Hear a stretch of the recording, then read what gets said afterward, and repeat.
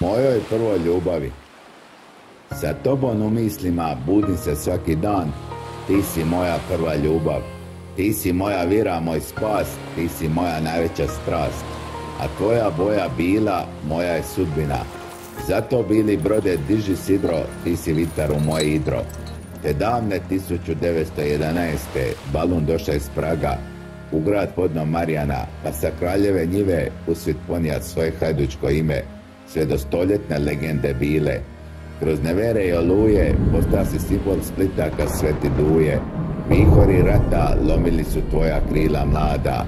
Kroz burnu povijest i teška vremena ti nosiš karizmu svog slavnog imena. Dalmacija se tvoja danas stoljeće tobom diči. Čuvamo te, nek se sutra tobom diče i naši tiči. Zbog nepravdi bilo je suzi plaća, ma nisu znali da iz dišpeta naša ljubav jača. Hajduće, mi smo svi tvoja virna dica, ti navrati ospihna lica. Popni se do trona, pa pokreni svetog duje zvona. Budi na ponos svog dalmatinskog roda, nek se slavi tvoja bila boja.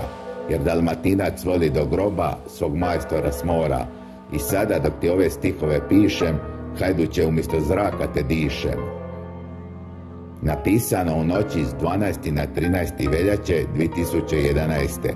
Mojoj prvoj ljubavi, povodom njena velikog jubileja, stoljetne bijele staze, prožete gorčinom i ponosom kroz smih i suze radosnice, nek mi i dalje živi vječno.